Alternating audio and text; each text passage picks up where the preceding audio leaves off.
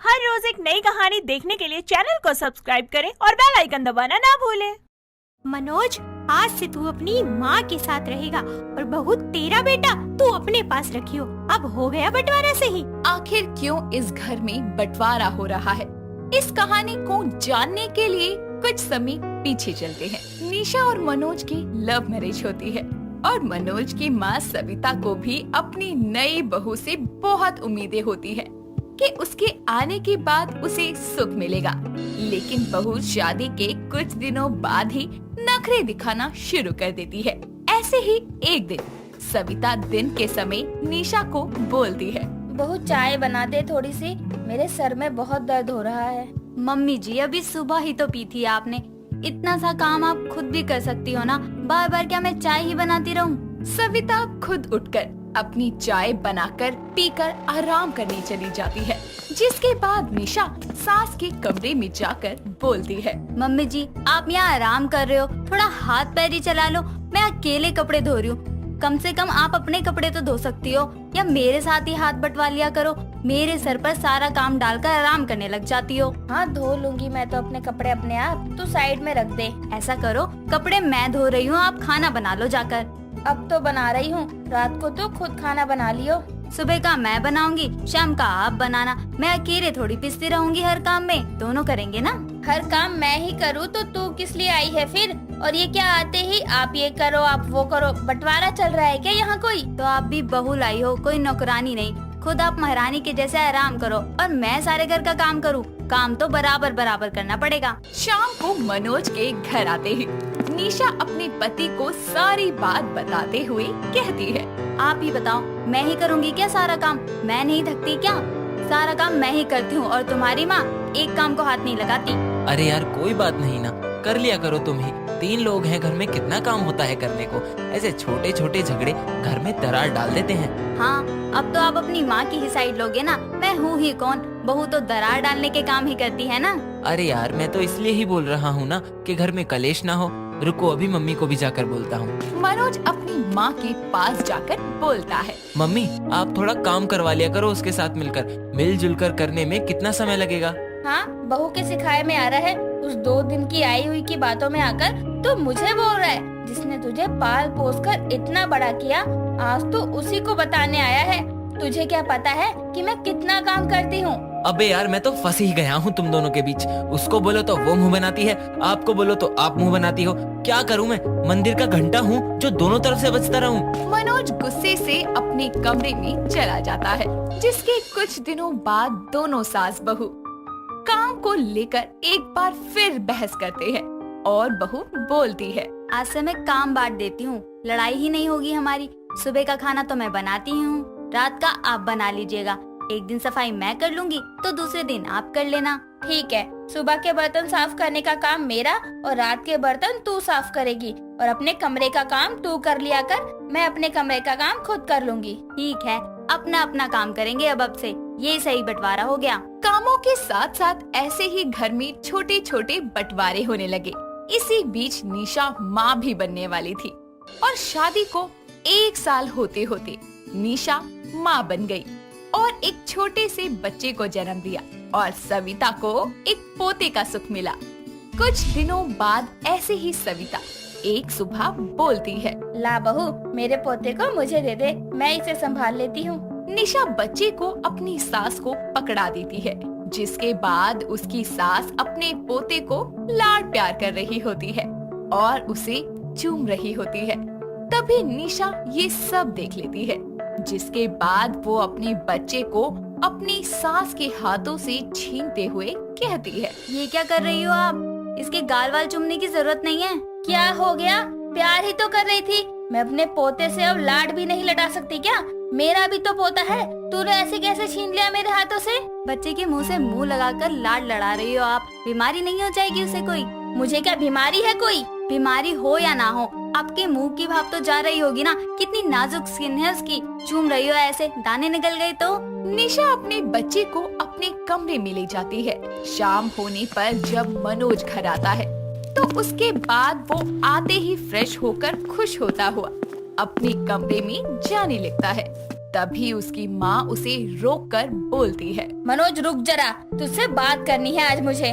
हाँ बोलो माँ, क्या हुआ, कोई बात? हाँ बात तो बहुत है। आज बहू ने मेरे हाथ से मेरे पोते को छीन लिया और उल्टा सीधा सुनाकर भी गई मुझे। ऐसा क्यों करा उसने? अभी बुलाता हूँ उसको। निशा, निशा बाहर आओ। आप आ गए? पहले ये बताओ, तुमने माँ के हाथ से दक्षु को क्यों छीना? अरे उल्टी सीधी हरकतें करेंगी तो छीनूंगी ही ना बच्चे को। पूरे मुंह पर किस कर रही थी उसके। माँ ये तो गलत है। वैसे प्यार कर लो बच्चे से, लेकिन मुंह से मुंह ऐसे ठीक नहीं है। अभी वो छोटा है, बच्चे को बीमारियाँ बहुत जल्दी लगती हैं। हाँ आ गया लुगाई की बातों में। जोरू का गुलाम कहीं का, उसे तो कुछ बोल नहीं सकता तू। अरे किसी को कुछ नहीं बोल रहा, मैं तो दोनों से ही दुखी हो गया हूँ। मैं कहाँ जाऊँ, मैं दोनों की साइड ही बोलता हूँ। अच्छे भले मूड को खराब कर देते हो। बंदा थक कर घर आता है, वहीं तुम दोनों के कलेश शुरू हो जाते हैं। मेरा तो जीना हराम हो रखा है।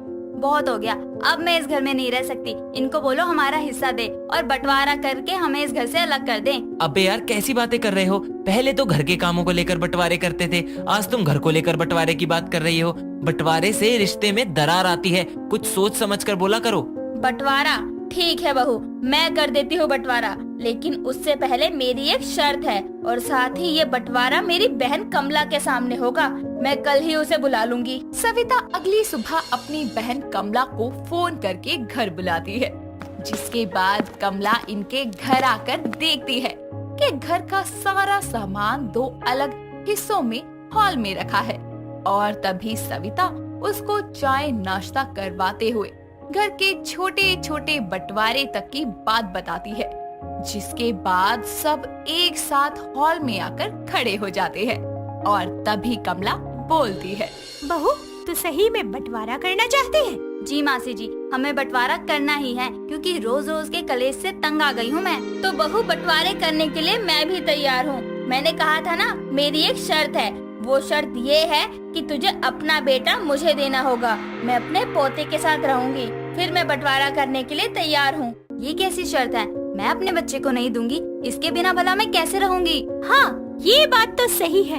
एक माँ अपने बच्चे के बिना कैसे रह सकती है? इसलिए मनोज आज से तू अपनी माँ के पास रहेगा और बहू तेरा बेटा तू अपने पास रखियो। अब एकदम सही बंटवारा है, बराबर के हिस्से आए हैं दोनों के। ये कैसी बात कर रही हो आप मौसी जी? मैं अपने पति से कैसे अलग रह सकती हूँ? और एक माँ होने के नाते मैं अपना बच्चा भी नहीं दे सकती, तो ये बंटवारा कैसे सही हुआ? हम भी तो वही कर रहे हैं। जब तू अपने बेटे के बिना नहीं रह सकती, तो ये अपने बेटे से दूर कैसे रह सकती है? तेरे पास तो तेरा बेटा है, तेरा पति है, लेकिन इसके पास तो बस इसका बेटा है ना। तुम सास बहू के बंटवारे में एक को तो सब कुछ मिल जाएगा, लेकिन दूसरे से सब कुछ छिन जाएगा। ये सरासर गलत है। मुझे माफ कर दो मासी जी, मुझसे बहुत बड़ी गलती हो गई। मुझे ऐसा नहीं करना चाहिए था। मैंने ये सोचा ही नहीं कि माँ जी का हमारे सिवा है कौन। बंटवारे के बाद उनके पास तो कुछ भी नहीं बचेगा। मुझसे नहीं, अपनी सास से माफी मांग। तुझे उसके साथ ही मिलकर रहना है। अरे छोटी मोटी लड़ाइयाँ किस घर में नहीं होती। इसका मतलब ये नहीं होता कि मुंह उठाकर घर का बंटवारा कर दो। और रही बात बच्चे की, तो तेरा बच्चा उसका भी तो पोता है।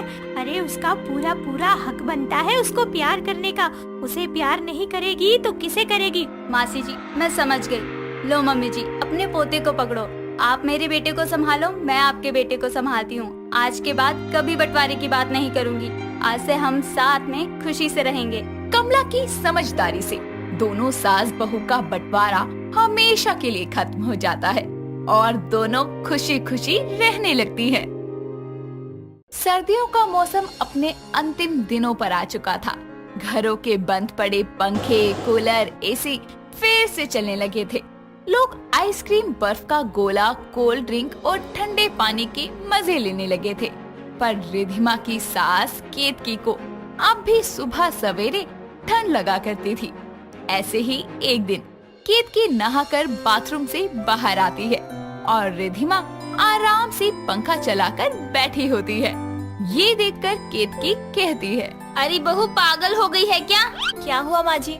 ये पंखा क्यों चला रखा है? बंद कर इसे, ठंड लग रही है मुझे। दिख नहीं रहा मैं नहा कर आई हूँ। माँ जी आप कागज की बनी है क्या? अरे गर्मियाँ आ गई हैं, पंखा तो चलेगा ही। हाँ तुझे तो दुनिया से सबसे न्यारी गर्मी लगती है। बंद कर इस पंखे को और जाकर मेरे लिए एक कप लौंग इलायची की चाय बना कर लेकर आ। अपनी सास की बात सुनकर रिधिमा बुरा सा मुंह बनाकर रसोई में चली जाती है और चाय बनाना शुरू करती है। ऐसे ही दिन गुजरते जाते हैं और मौसम में गर्माहट भी बढ़ती जाती है। एक दिन घर का सारा काम खत्म करके रिधिमा एसी चलाकर आराम से सोफे पर पसरी होती है और उसकी आंख लग जाती है। तभी वहाँ केतकी आती है और एसी की ठंडक से उसे ठंड लगने लगती है और वो गुस्से में चिल्लाते हुए कहती है, रिधिमा, अरे ओ कुंभकर्ण की छठी औलाद, क्या है ये सब? क्या हुआ माँ जी? तू घर को जम्मू कश्मीर बनाकर बैठी है। तेरे अंदर कौन सी भट्टी तप रही है? माँ जी, भट्टी मेरे अंदर नहीं बल्कि बाहर सूरज की तप रही है। अरे गर्मी हो रही है, इतनी गर्मी में काम करते करते पसीने से बदन भीग गया था मेरा, तो एसी चला लिया मैंने। बंद कर इसे। देख कैसे मेरे रोंगटे खड़े हो रहे हैं। मैं इस ठंड की मशीन को ही हटवा दूंगी। माँ जी, आपका दिमाग खराब हो गया है क्या? अरे एसी गर्मियों में नहीं तो क्या सर्दियों में चलाएंगे? बकवास मत कर, समझ गई? जरा सी गर्मी में पिघल नहीं जाएगी तू मोमबत्ती की तरह। आप बिना पानी नहीं है जो जरा सी ठंडक से जम जाएंगी। एसी, कूलर, पंखे, टेबल फैन सब कुछ चलाऊंगी मैं। इतना कहकर रिधिमा पैर धमकाती हुई वहाँ से चली जाती है और उसके जाते ही केतकी खुद से कहती है, मैं भी देखती हूँ किस तरह चलाती है ये सारी ठंडी और हवादार चीजें। इतना कहकर केतकी अपने कमरे में चली जाती है। रात को सभी लोग खाना खाकर अपने कमरे में आराम करने चले जाते हैं। सभी के सोने के बाद केतकी उठती है और अलमारी के दराज में से प्लास निकालती है और घर में लगे सारे एसी पंखों की तारों को काट देती है और मन ही मन सोचती है, अब देखती हूँ मेरी बहू रानी कैसे ठंडक फैलाती है इस सारे घर में। इतना सोचकर वो प्लास को वापस उसी जगह पर रखकर आराम से सो जाती है। अगले दिन रिधिमा गर्मी में बेहाल थकी हारी सब्जी लेकर बाजार से घर आते हुए बोलती है, बाबा रे बाबा, बहुत गर्मी है। सासू माँ भी पता नहीं कहाँ है, एक ग्लास पानी भी नहीं दे सकती। अरे इस पंखे को क्या हो गया? चल जा भाई, क्या मुसीबत है? अरे ये एसी में भी आग लग गई क्या? इतनी गर्मी से मेरा जिया जल रहा है और एसी पंखे नहीं चल रहे। रिधिमा इतना बोल ही रही होती है कि तभी वहाँ पर केतकी आकर कहती है, अरे बहू, क्या हो गया? क्यों ज्वालामुखी की तरह तप रही है? माँ जी, एसी पंखा कुछ भी नहीं चल रहा है। गर्मी से मेरा बुरा हाल हुए जा रहा है। देखो मेरे कपड़े कैसे पसीने से भीग गए हैं। ओफो, मैं भी किसे समझा रही हूँ जिसे भरी गर्मी में भी ठंड लगती है। बस जरा सी कूलिंग क्या हो जाए ये तो जम जाती है। बहू, इतनी भी गर्मी नहीं है जितनी तू हाय हाय मचा रही है। क्या कहा आपने? गर्मी नहीं है? माँ जी, बाहर निकल के देखो कैसे चिलचिलाती धूप से बदन तप रहा है। अरे बॉडी ऐसी हो गई है जैसे किसी ने माइक्रोवेव में लगाकर टेम्परेचर सेट कर दिया हो। अच्छा, जली भुनी तो दिख नहीं रही तू कहीं से। माँ जी, मैं वैसे ही गर्मी से बहुत परेशान हूँ। आप क्यों मेरा पारा हाई कर रहे हो? यहाँ एसी कूलर नहीं चल रहे हैं। आपको अपनी बकवास की लगी है। आप हटो, मैं नहाने जा रही हूँ ठंडे पानी से, जिससे मुझे तसल्ली मिल जाए। अरे एक काम कर बहू, तू फ्रिज में जाकर बैठ जा, सामान बाहर निकाल दे, खुद बैठ जा उसके अंदर, अच्छे से ठंडी हो जाएगी। माँ जी, अपने गंदे आइडिया अपने पास रखो। इतना कहकर रिधिमा गुस्से में वहाँ से चली जाती है और जल्दी से ठंडे पानी से नहाकर अपनी गर्मी दूर करती है। ऐसे ही दिन बीतते हैं और केतकी की गर्मी में भी सर्दी लगने वाली आदत की वजह से रिधिमा का बुरा हाल हो जाता है। केतकी कभी उसे फ्रिज में ठंडा पानी रखने के लिए सुनाती तो कभी पंखे, कूलर, एसी चलाने पर सुनाती। इन सब से परेशान होकर एक दिन रिधिमा खुद से कहती है, लगता है सासू माँ को बोल कर नहीं समझ आने वाला। उनको कुछ करके ही दिखाना पड़ेगा, तभी उन्हें समझ आएगी। इतना सोचकर रिधिमा अपने मन में केतकी को सबक सिखाने का प्लान बनाती है। जिसके बाद अगले दिन केतकी जब मंदिर गई होती है तो रिधिमा बिजली वाले की मदद से सारे एसी पंखों को हटवाकर घर में हीटर लगवा देती है, जिससे घर में ठंडक की जगह गर्माहट होने लगती है। काफी देर बाद जब केतकी मंदिर से घर आती है तभी वो रिधिमा को आवाज देकर कहती है, बहू जरा एक गिलास पानी लाकर दे। कुछ ही देर में रिधिमा पानी लेकर घर आती है और केतकी को देती है। केतकी जैसे ही पानी का एक घूंट भरती है तो वो धड़ाम से पानी का ग्लास जमीन पर फेंककर बोलती है, अरे बहू पागल हो गई है क्या? इतना गर्म पानी? अरे मुझे अंदर से जलाना चाहती है क्या?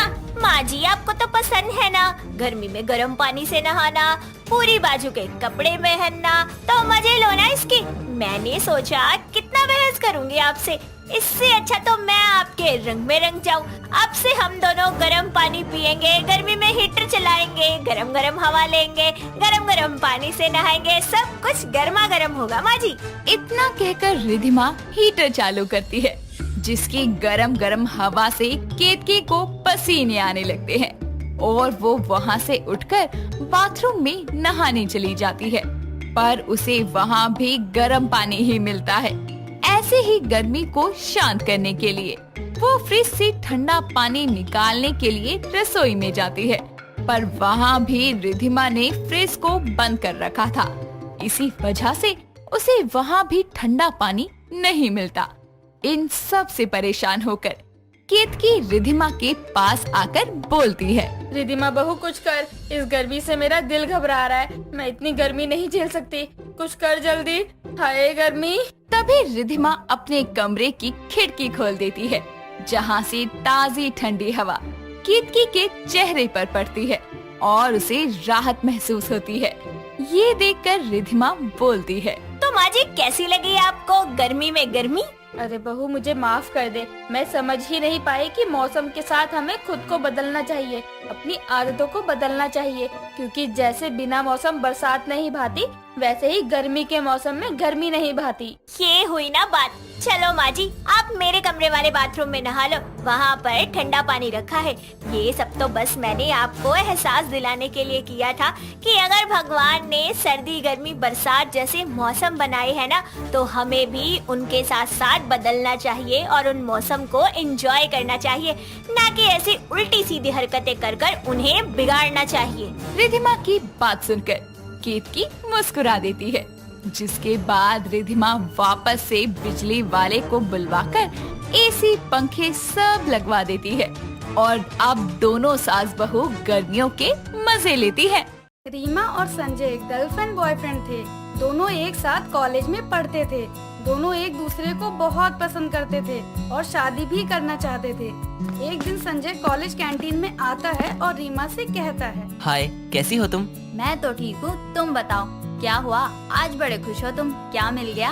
हाँ खुश तो मैं हूँ, क्योंकि तुमने आज प्रॉमिस किया था कि हम मूवी देखने जाएंगे, तो मैंने टिकट बुक कर ली। चलो चलते हैं हम दोनों, वैसे भी बहुत दिन हो गए हैं। अरे हाँ, मैं तो भूल ही गई थी, पर तुम्हें याद था। लेकिन सॉरी, आज मैं तुम्हारे साथ नहीं जा सकती, मुझे कुछ काम है, फिर कभी चलें? अरे यार मूड ऑफ मत करो, मैं तो तुम्हारे इन बहानों से परेशान हो गया हूँ, कभी कल कभी परसों, छोड़ो यार तुम। सॉरी ना यार, मूड ऑफ मत करो, फिर कभी चलते हैं ना, गुस्सा करने से क्या होगा। ओके सी यू, मैं तुमसे बाद में मिलती हूँ, मुझे कुछ काम है। ओके फाइन, जाओ तुम। ऐसे ही समय गुजरता है और दोनों की पढ़ाई पूरी हो जाती है, जिसके बाद संजय को बहुत अच्छी नौकरी मिल जाती है और वो बड़ी खुशी के साथ अपने घर लौटकर अपनी माँ निर्मला को जोर जोर से आवाज देते हुए कहता है, माँ कहाँ हो आप? आ रही हूँ बेटा, किचन में हूँ। मैं ही आता हूँ।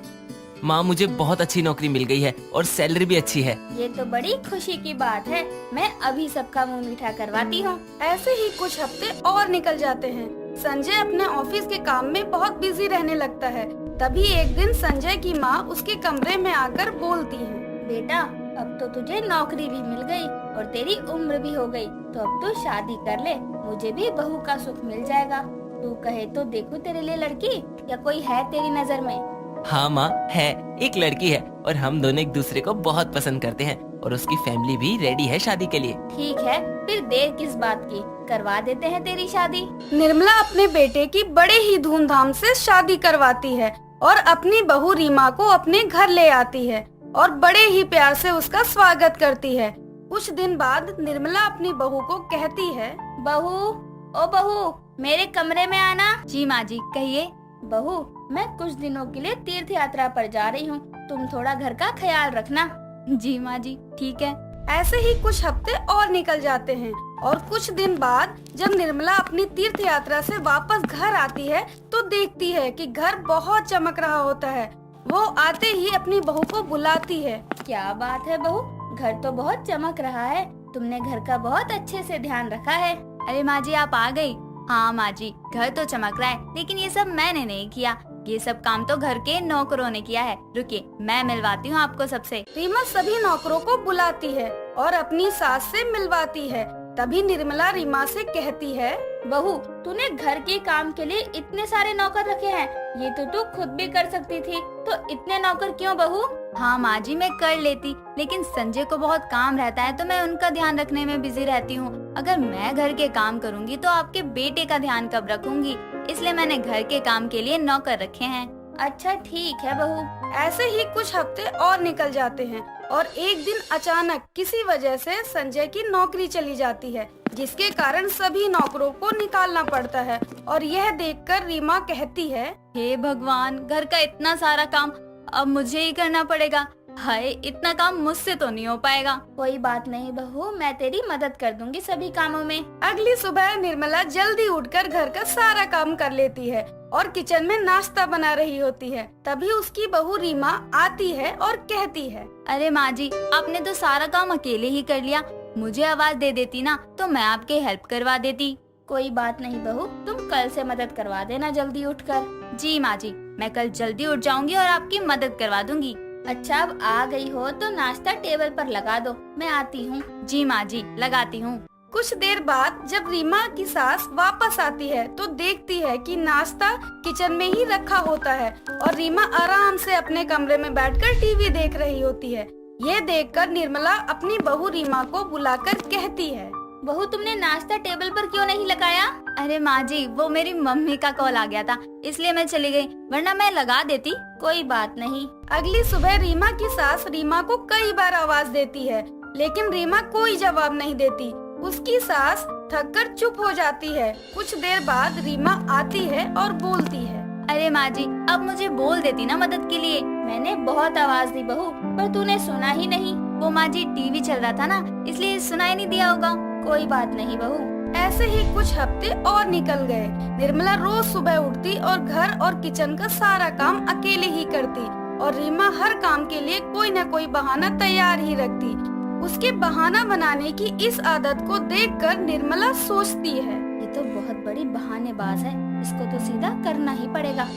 अगले दिन निर्मला अपनी बहू को बुलाकर बोलती है, बहू कल से मेरा 15 दिन का व्रत है, तो तुम कल से सिर्फ अपना और अपने पति के लिए ही खाना बनाना, मैं सिर्फ प्रसाद खाऊंगी। ठीक है माँ जी। रीमा रोज सुबह ब्रेड जैम से काम चला लेती और रात में बाहर से खाना मंगवा लेती और घर के छोटे मोटे काम संजय से बहाना मारकर करवा लेती। रीमा की सास निर्मला सब देखकर भी अनदेखा कर देती। कुछ दिन बाद दोनों के पेट में दर्द चालू हो जाता है। तभी एक रोज संजय अपनी माँ के पास आकर कहता है, माँ मेरे पेट में बहुत दर्द हो रहा है, बाहर का खा खा कर और कमजोरी भी लग रही है। बेटा रोज बाहर का खाएगा तो दर्द तो होगा ही ना, बहू को बोल कुछ घर में बना ले। हाँ ठीक है माँ। ऐसे ही कुछ दिन और निकल जाते हैं। पूरा घर बिखरा हुआ और गंदा पड़ा होता है। रीमा कोई साफ सफाई नहीं करती, बस पूरे दिन कमरे में बैठकर टीवी देखती रहती है। पूरे घर में बदबू आने लगती है। ऐसे ही कुछ दिन और निकल जाते हैं। दोनों की हालत और भी खराब हो जाती है। तभी रीमा के माता पिता उससे मिलने उसके घर आते हैं और घर की हालत देखकर बोलते हैं, रीमा ये क्या है? तुमने ये घर की और अपनी क्या हालत बना रखी है? इतने काले निशान है तुम्हारे चेहरे पर, खाना नहीं मिलता क्या तुम्हें खाने को? कुछ नहीं माँ, बस वो तबीयत ठीक नहीं है ना, बस और कोई बात नहीं। तुम्हारा पूरा घर बिखरा हुआ है, कितना गंदा है। ये चारों तरफ मकड़ी के जाले और गंदगी, और अपनी हालत देखो, घर की देखो, कैसे रहते हो तुम सब यहाँ। तभी रीमा की सास आती है और अपनी बहू के माता पिता से बोलती है, आपकी बेटी घर का कोई काम नहीं करती, साफ सफाई भी नहीं करती। पहले तो थोड़ा बहुत संजय कर लेता था, पर वो अब ऑफिस जाने लगा है। आवाजें सुनकर संजय भी कमरे से बाहर आता है और उसे देखकर रीमा के माता पिता गुस्से में कहते हैं, संजय की और अपनी हालत देखो तुम, ये भी तुम्हारा घर है और इसे सही से और साफ सुथरा रखना तुम्हारा काम है। तुम्हें अपना और अपने परिवार का ध्यान रखना चाहिए, घर की साफ सफाई रखनी चाहिए। जी आप दोनों सही कह रहे हैं, मुझे माफ कर दीजिए, मुझसे बहुत बड़ी गलती हो गई। ठीक है बेटी, अब हम चलते हैं, पर हमें दोबारा कभी शिकायत का मौका नहीं मिलना चाहिए। जी पिताजी, दोबारा ऐसा कभी नहीं होगा। ईशान अपने कमरे में सो रहा होता है कि तभी उसके कानों में अपनी बीवी सोनी की आवाज आती है और वो उठकर उससे बोलता है, अरे यार, अब सुबह सुबह कौन सा भूत चढ़ गया तुम पर जो पूरे घर में भजन गा रही हो? अरे सुबह सुबह भजन नहीं गाऊं तो और क्या करूं? 4 दिन पहले ही आपको बोला था कि मेरा छोटा और इकलौता भाई मोंटू आ रहा है हमसे मिलने। अरे वो आज 8 बजे ट्रेन से उतर जाएगा और आप है कि आपकी आँख ही नहीं खुल रही। 7 बज गए हैं, कब जाएंगे उनको लेने? अभी जा रहा हूँ, तुम बस अपना भजन बंद करो यार।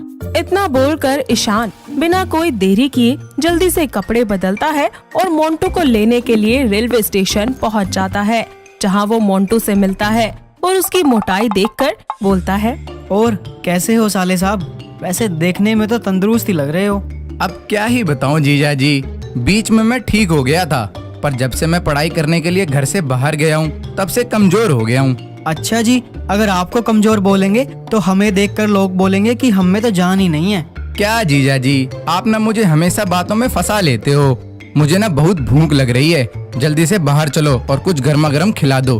पूरे 10 मिनट से मैंने कुछ नहीं खाया।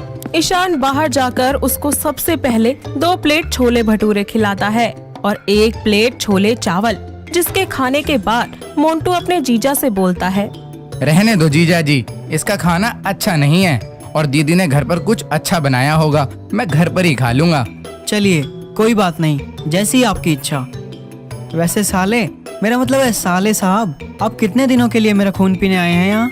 जीजा जी, मुझे पता है दीदी से ज्यादा आपको मुझसे प्यार है, बस इसीलिए मैं इस बार 2-3 महीने के लिए आ गया। साले आफत की पुड़िया, मैं तो चाहता हूँ कि तू अभी यहाँ से चला जाए, पर मोटा मेरा खून पी कर ही जाएगा। हे भगवान, अच्छा हुआ जो साली आधी घरवाली होती है, अगर साला आधा घरवाला होता ना तो मेरी तो वाट ही लग जाती। क्या हुआ जीजा जी, चलें?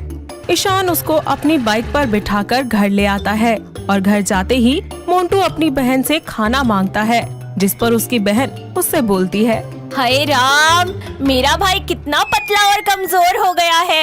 रुक, मैं अभी तेरे लिए खाना लगाती हूँ। सुबह से तूने कुछ नहीं खाया होगा ना? हाँ दीदी, तभी तो इतनी भूख लग रही है।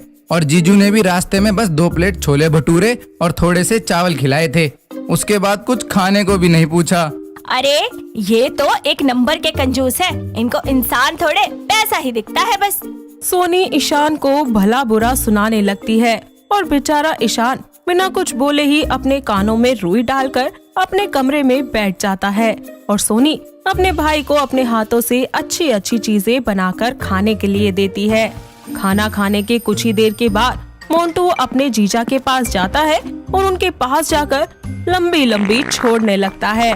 उसको अपने सामने ऐसे गैस छोड़ता हुआ देखकर ईशान कहता है, साले, मतलब साले साहब, आपने अभी अभी खाना खाया है और खाना खाने के बाद तो ढकार मारते हैं, और आप पाद। अरे जीजा जी, ये तो दीदी का प्यार था जो उनके खाने में देखा आपने, और ये मेरा प्यार है जो यहाँ से निकल रहा है। साला आफत बन गया है, पता नहीं कब जाएगा। एक ही दिन में जिंदगी नरक बना दी इसने तो मेरी। भगवान, ऐसा सांड जैसा साला किसी को ना दे।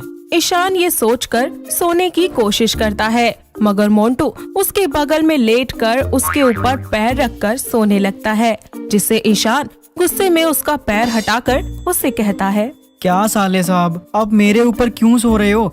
मैंने आपके लिए दूसरा कमरा ठीक किया है, वो भी अपने हाथों से। आप उसमें जाकर सो सकते हैं। नहीं जीजा जी, मुझे तो आपके साथ आपके रूम में ही सोना है। जहाँ जीजा वहीं उनका साला मोंटू। पर यहाँ तो तुम्हारी दीदी सोएगी ना।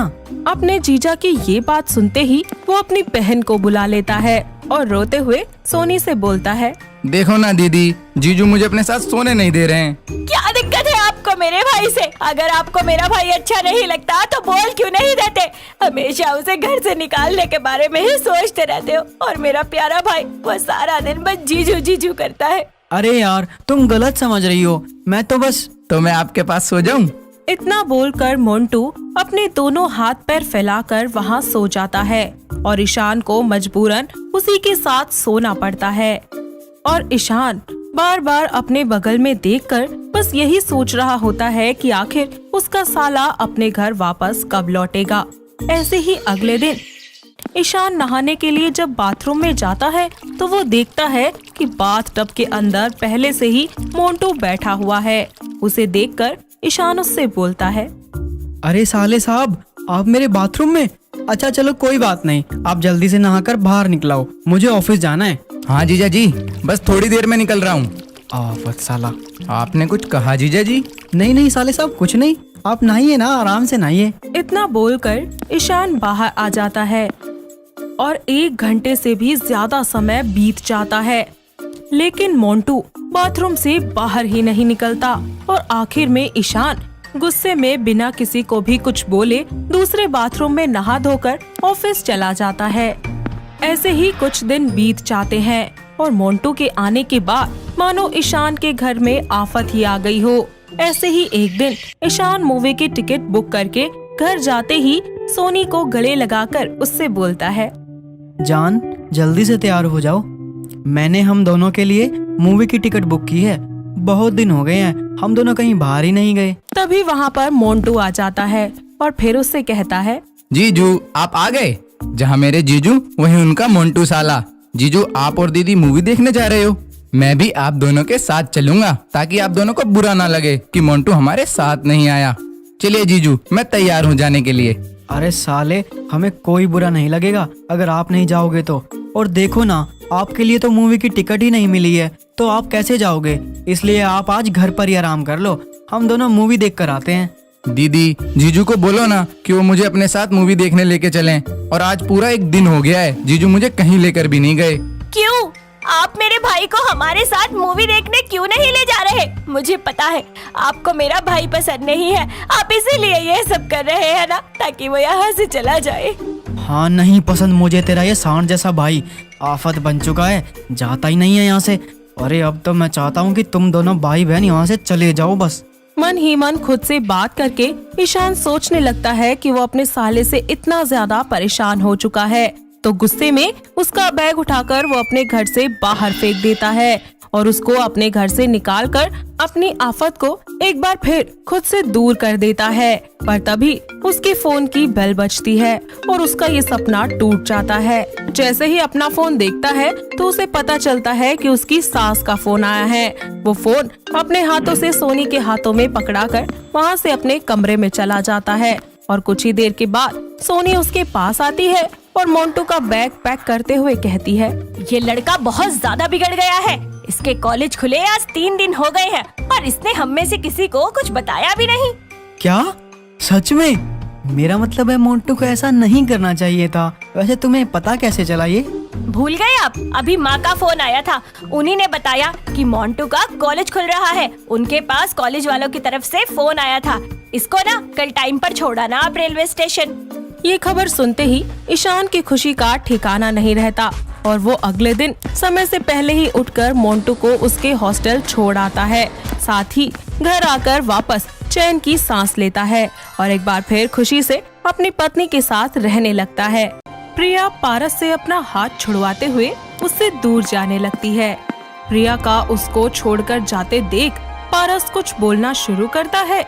जैसे ही प्रिया उसकी बातों को सुनती है उसके कदम रुक जाते हैं और वो पलटकर पीछे देखती है। ऐसे में पारस उससे कहता है, गुल्ले गुलजार हो तुम, हर हवा का रुख तुम ही पर है, मगर झूमो तो यूं झूमो, जो टूटो तो पास आ जाओ। मैं ही बता देता पर डर है कि किस्सा मोहब्बत का है कि अंत आगाज का जब हो, आगाज अंत का ना हो। अगर वो पूछ ले हमसे, कहो किस बात का गम है, तो किसी बात का गम ही न रहे। अगर वो पूछ ले हमसे, ये है पूरी लाइन, इतना प्यार कब से करने लगे कि तुम मेरे लिए शायरी भी याद रखने लगे। ये सब तुम्हारी वजह से है जो है। अब देख लो, जो हूँ जैसा भी हूँ तुम्हारा हूँ। अब जो करना है तुम ही को करना है। अब चलो यहाँ से। तुम चाहते हो कि हमारी शादी से पहले मैं बीमार पड़ जाऊँ? पारस प्रिया की बातों को सुनकर उसको गले लगा लेता है। कुछ ही समय के बाद वो दोनों शादी कर लेते हैं। ऐसे ही एक दिन वो देर रात को फिल्म देखकर बाइक से घर वापस आ रहे होते हैं कि तभी तेज रफ्तार से आ रही कार से उनका एक्सीडेंट हो जाता है। पारस की मौके पर ही मौत हो जाती है और प्रिया वहीं पर ही बेहोश हो जाती है। इसी तरह 3 महीने बीत जाते हैं और प्रिया को पारस की मौत बहुत ही ज्यादा सदमा देती है, इतना कि उसे हर तरफ बस पारस ही नजर आता है। और प्रिया कभी इस बात को नहीं मानती कि पारस अब इस दुनिया से जा चुका है। प्रिया की बेस्ट फ्रेंड पलक, जो कि पारस की बहन थी, वो अपनी भाभी की ऐसी हालत देखकर बहुत दुखी होती है। वो उसे समझाने की बहुत कोशिश करती है, प्रिया उसकी बात नहीं मानती। ऐसे ही एक दिन पलक अपनी भाभी से मिलने के लिए उनके पास आती है। प्रिया पलक को देखकर उसे अपने गले से लगाकर बोलती है, कैसी हो तुम? मैं ठीक हूँ, तुम बताओ। मुझे क्या होना है, मैं तो हमेशा से ही अच्छी हूँ। प्रिया पारस को आवाज लगाती है, सुनिए, देखिए आपसे मिलने कौन आया है। भाभी, किसे बुला रही हो? और किसे बुलाऊंगी यार, अपने पति और तुम्हारे भाई को, पारस को। पलक प्रिया की बातों को सुनकर उनके बारे में सोचने लगती है। ओह नो, इन्हें तो फिर से दौरे पड़ने शुरू हो गए। अब क्या करूं मैं?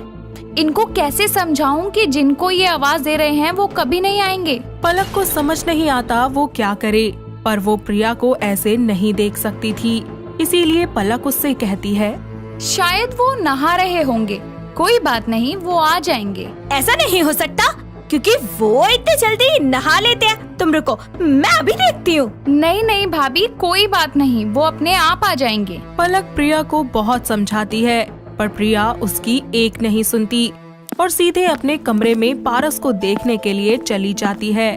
और कमरे में जाकर वो देखती है कि पारस तो वहाँ पर है ही नहीं। वो थोड़ी सी परेशान हो जाती है। फिर प्रिया पारस को आवाज लगाने लगती है, पारस, कहाँ है आप? भाभी, वो यहाँ पर नहीं है, आप क्यों बार बार उन्हें आवाज लगाते हो? नहीं, वो यही थे, शायद वो हमारे साथ खेल रहे हैं। अब मैं इनको कैसे समझाऊं?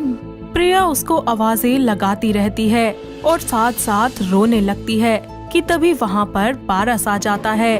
उसको देखकर प्रिया जाकर उसके गले से लग जाती है।